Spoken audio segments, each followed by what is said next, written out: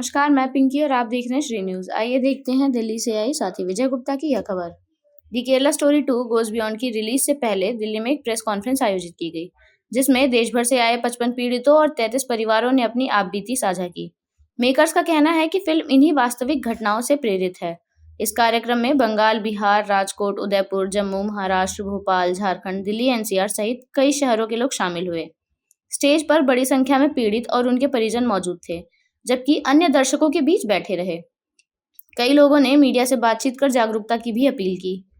Press conference में film के producer विपुल Amrita Shah, director Kamaksha Narayan Singh, को प्रोड्यूसर आशिन शाह और कलाकार उल्का गुप्ता, ऐश्वर्या ओझा व अदिति भाटिया मौजूद रहे। यह फिल्म 3 युवतियों की कहानी को दिखाती है और 27 फरवरी 2026 को सिनेमाघरों में रिलीज होने वाली है। यहाँ पे आने से पहले जब मैंने ये केरला स्टोरी 2 की रिव्यूज और ये सब देख रही थी, कई बड़े लोगों के कमेंट्स भी देखे कि ये एक अफवाह है और जानबूझकर झूठ फैलाया जा रहा है। तो मेरा केस 2014 का है। लोगों के लिए तो हमारा हर एक आपबीती कहानी है, तो इसे हम कहानी के जैसे सुने, लेकिन ये एक सच्चा, कहते हैं जो एक इंसान झेल कर निकला है उसकी आपबीती है। हम सब यहाँ जिंदा आपके सामने बैठे हैं। मैं ये मानती हूँ कि ये हमारा किस्मत है कि हम आपसे बात कर पा रहे हैं। 2014 में मैं नेशनल शूटर हूँ। काफी पिक पे था हमारा, परफॉर्मेंस कैंप चल रहे थे और मेरे साथ कुछ ऐसा हुआ था कि जिस इंसान से मैं मिली थी तो शूटिंग रेंज पे ही मेरी मुलाकात हुई थी और बहुत ही ऑफिसर रैंक बनकर वो लोग पहुंचे और जो मेरे शादी का रिश्ता आया था वो एक जज लेकर आए थे, जो उस इंसान को लेकर आए थे अब मेरे घर और परिवार से मिलाने। तो मेरी मदर की डेथ कुछ समय पहले हुई थी, तो काफी इमोशनल मेरा मतलब ऐसा चल रहा था कि मैं खुद को संभाल नहीं पा रही थी। पापा जी की तबीयत खराब थी, तो उन लोगों को ये चीजें बहुत अच्छे से पता है कि कौन सा इंसान किस टाइम पे, मतलब क्योंकि वो आपको ट्रैक करते हैं, तो उन्होंने वो मोमेंट कैच किया कि मैं बहुत इमोशनली वीक हूँ। और जो जज थे उन्होंने मुझे पापा जी के सामने ही कहा कि जो लड़का है उनकी सिर्फ माँ है, वो आपको बेटी बनकर पालेगी। और मेरा ये था कि मैं शूटिंग करना चाहती थी, अपनी पढ़ाई आगे करनी चाहती थी, क्योंकि मैं तब 12th पास थी सिर्फ। सब कुछ होने के बाद घर वालों ने, जैसा सबने मुझसे पूछा कि आपने इंक्वायरी नहीं किया, तो मेरा केस जहाँ तक मैं समझती हूँ, मेरे पापा और मेरे भैया थे, हमारे फैमिली वाले ने सब इंक्वायरी किया, हर जगह वो सही पाए गए थे। उनकी अपनी एक आइडेंटिटी थी जो हिंदू आइडेंटिटी होती है, उनकी ऑफिस, उनका वर्क प्लेस, सब कुछ था। उनके फ्रेंड डीएसपी रैंक के लोग थे, उनके गार्जियन जज थे। तो ये अगर कहना है कि हमारी सिर्फ चूक है कि हम उनको पहचान नहीं पाए, तो मुझे लगता है कहीं ना कहीं ये गलत होगा, क्योंकि हम एक आम इंसान है। आज मैं आपके सामने खड़ी हूँ तो आप मुझे जानते हो कि मैं तारा शाहदेव हूँ, लेकिन एक ऐसे इंसान भी है जो मुझे वहां जाकर पता चला कि डबल आइडेंटिटी से लोग जीते हैं। जो उसका आइडेंटिटी मुझे शादी के बाद पता चला, जब विद इन कुछ महीनों के अंदर मेरा सगाई हुआ और ट्रेडिशन ग्रुप से मेरा विवाह हुआ था, हिंदू रीति रिवाज से, जैसे हमारे में होता है, बहुत धूमधाम से हुआ था। सब कुछ सही चल रहा था, लेकिन शादी जिस दिन हुआ और लोकल थे, मैं रांची की रहने वाली हूँ, तो वहां पे ही उसका मतलब घर था, जो ससुराल तथाकथित कह सकते हैं उसे। तो मुझे वहां ले जाया गया और शादी से पहले हम सगाई के लिए उनके घर पे ही गए थे, क्योंकि उसकी मदर की सर्जरी हुई थी।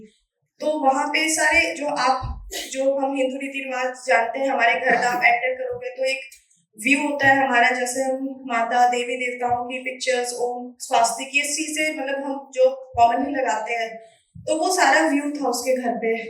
और 7 जुलाई को 2014 को मेरा शादी हुआ था। उसी रात मैं गई, तो फिर उन लोगों ने मुझे कहा कि आप सो जाओ और हम लोग सुबह बात करते हैं। मुझे नहीं पता, खाना उन्होंने मुझे दिया, मैंने खाया। कई बहुत देर के बाद जब 8 खुली सुबह, मैं वापस रूम से जब बाहर आई तो वो घर ही नहीं लग रहा था। उस घर में मुझे आज भी याद है, मक्का मदीना का फोटो, अल्लाह का वो सिंबल, मतलब मुझे लग रहा था पता नहीं मैं कहाँ आ गई हूँ। पहला दिन था मेरा वो, और मैं घबराई हुई उसकी माँ के पास गई कि ये सब क्या है। तो उसने बड़े जोर से मुझे धक्का मार के बोला कि यही मेरा सच है और तुमको अब यही रहना है। मुझे आज भी वो पल याद करके ना ऐसा लगता है, आप सोच सकते हो कि कल रात मेरी शादी हुई और आज वो इंसान बोलता है कि मैं वो नहीं हूँ। तो फिर मैंने अपने फादर को, अपने भाई को कॉल करने की कोशिश की, पता नहीं मतलब समझा पाना भी मुश्किल था कि हो क्या रहा था। मैंने जज को भी फोन किया जिसने वो रिश्ता कराया था, वो आया। मेरे फादर ब्रदर को उसने मना किया कि आपकी शादी तुरंत हुई है, पापा भैया घबरा जाएंगे, मैं आ रहा हूँ, आप मुझसे बात कीजिए।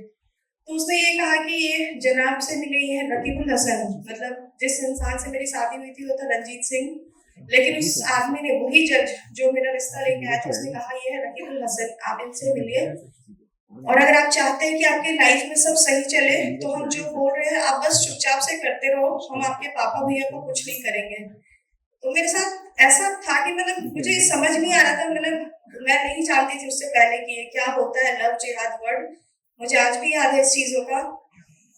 उसने मुझे बोला जज ने कि अभी निकाह कराने आएंगे, काजी होते हैं उनके, और आपको हम 3 बार कबूल है पूछेंगे, आपको ये बोलना होगा। तो मैंने फोन अपना ढूंढा कि मुझे अपने पापा से बात करनी है, मुझे यहाँ नहीं रहना है। तो उसने बोला कि तुम्हारे भाई को हम झूठे रेप केस में फंसा देंगे और तुम्हारे पापा को हम आर्म्स एक्ट में फंसा देंगे। और उनके लिए बहुत बड़ी बात नहीं थी, क्योंकि जो मेरे सामने खड़ा था वो एक जज था, डीएसपी था जो मुझे धमकी दे रहा था, और हम एक नॉर्मल फैमिली के लोग थे जो ये सब से बहुत दूर थे, मतलब एक नॉर्मल जिंदगी थी हमारी। तो मैंने मतलब ऐसा था कि मैं भाग भी नहीं सकती थी, क्योंकि मैं भाग के जाती कहाँ अपने पापा और भैया के पास, जिनको वो पहले ही फंसाने की बात कर रहे थे। तो मैंने उनसे पूछा आप चाहते क्या हो और क्यों कर रहे हो मेरे साथ। तो उन्होंने कहा कि हमारा बस एक ही मकसद है, तुम्हें जो हम कहें वो करना है, और आज से तुम सारा परवीन हो। मुझे आज भी याद है, उसने मेरा पूरा आइडेंटिटी ही बदल दिया। मैंने बोला कि कुछ भी हो, मैं अपनी आइडेंटिटी नहीं बदलूंगी। तो उन्होंने कहा कि ठीक है, आप पहले हमारी एक बात मानो, आप 3 बार कबूल है बोलो। लोग आए उसी के घर में, जैसे हमने मूवीज में देखा था ये सब चीजें, जो निकाह कराते हैं। वो जज आया, काजी आए, उसके कुछ लोग आए, एडवोकेट जनरल थे, मतलब कोई भी एक ऐसा आम आदमी वहां आसपास नहीं दिख रहा था जिसको हम कह सके कि हाँ मेरी मदद करो। जिस बूढ़ी बुजुर्ग जो माँ के नाम पे थी, वो मुझे धमकियां पे धमकियां दिए जा रही थी, और उसने कहा बस तुम आज कह लो, उसके बाद सब ठीक हो जाएगा।